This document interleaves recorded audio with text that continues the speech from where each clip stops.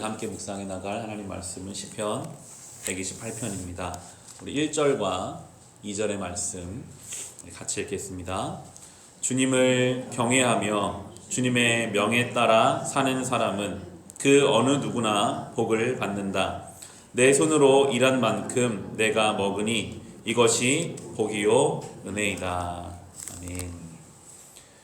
주님이 주시는 복이 무엇인가 했을 때 일한 만큼 먹는 것이 복이고 은혜이다 라고 말씀하십니다. 우리 생각에는 우리가 열심히 일해서 우리의 힘으로 사는 것이 당연하다라고 생각할 때가 있는데, 성경은 일한 만큼 우리가 먹을 수 있는 것이 복이고 그것이 하나님의 은혜다라고 말씀해주고 계십니다. 오늘 하루가 우리에게 당연한 것 같으나 우리가 당연하게 여기는 모든 것들은 다 하나님이 우리에게 은혜로 주신 것입니다. 우리 일상의 모든 반복되는 것들 속에서 그 모든 것이 하나님이 주신 것임을 깨닫는 사람은 정말 복이 있습니다. 이 새벽에 나올 수 있는 성전이 있다는 것이 저는 말씀을 묵상하면서 참 감사하더라고요. 내가 갈 성전이 있구나. 내가 섬길 교회가 있구나. 특별히 토요일은 나의 건강을 주셔서 내가 내 몸으로 성전을 청소할 수 있구나. 반복되는 과정 가운데 감사를 이룰 수 있으나 성경은 오늘 그것이 하나님의 복이고 은혜다라고 우리에게 가르쳐주고 계십니다. 반복되는 일상 속에서 당연하다고 생각하는 것들이 다 하나님이 주신 것임을 감사로 받고 은혜로 고백할 수 있으시기를 바랍니다. 이어지는 130편에 우리 1절 말씀 같이 읽겠습니다. 주님, 내가 깊은 물속에서 주님을 불렀습니다.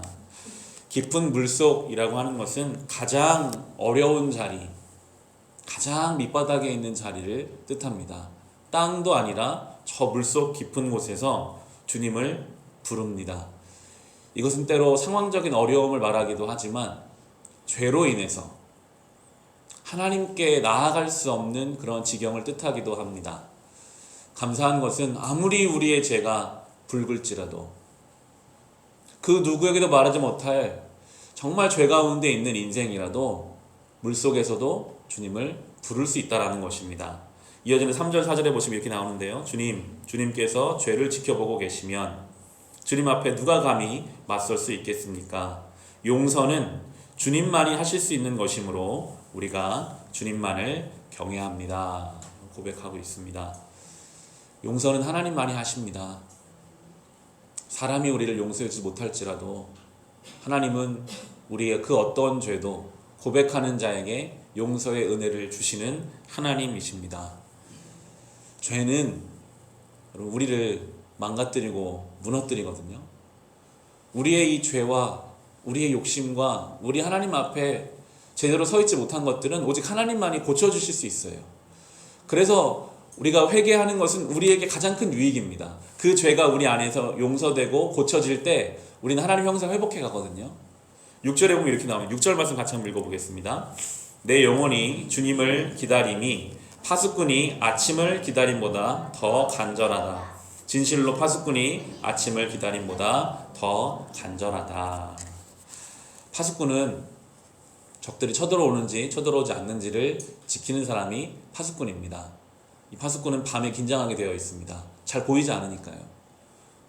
파수꾼이 기다리는 것은 그래서 아침입니다. 해가 뜨면 적들이 오는 것을 내가 볼 수 있을 텐데 이 밤에만 좀 쳐들어오지 않았으면 좋겠다.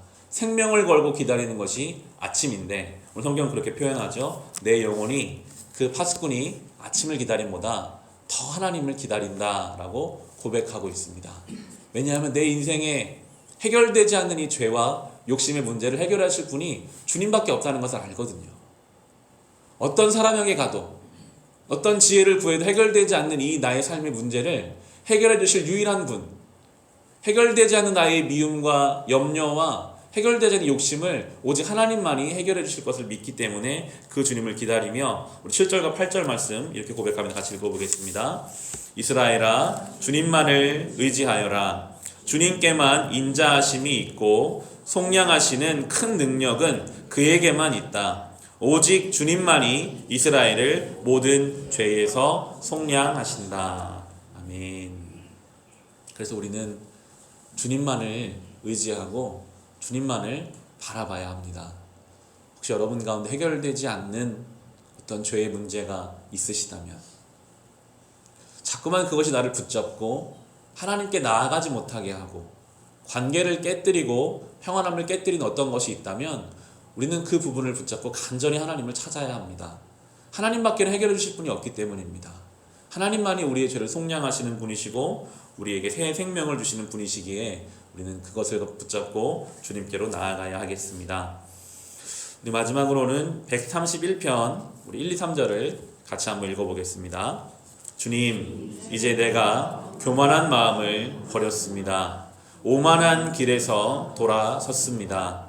너무 큰 것을 가지려고 나서지 않으며 분에 넘치는 놀라운 일을 이루려고도 하지 않습니다. 오히려 내 마음은 고요하고 평온합니다. 젖된 아이가 어머니 품에 안겨 있듯이 내 영혼도 젖된 아이와 같습니다. 이스라엘아, 이제부터 영원히 오직 주님만을 의지하여라. 아멘. 주일을 준비하며 이 고백으로 주일을 준비하기를 사모합니다.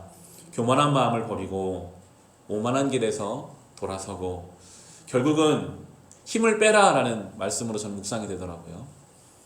어떤 운동을 하든지 힘을 빼야 제대로 된 폼이 나오고 쓸데없는 힘을 빼고 그래야 제대로 배울 수 있습니다. 신앙도 마찬가지인 것 같습니다. 우리의 힘을 필요 없이 움켜잡고 있는 우리의 힘을 빼고 교만을 내려놓고 오만한 길에서 돌아설 때 주님이 주시는 평안을 우리는 경험하게 되고 제대로 된 자세로 신앙의 길을 걸어갈 수 있습니다. 우리가 주일을 준비하며 혹시 내가 하나님 앞에 빼야 할 힘은 없는지 놓아야 할 것은 없는지 주님께 맡겨드리며 하나님 안에 풍성한 예배, 풍성한 주일을 경험할 수 있으시기를 주님의 이름으로 축원합니다.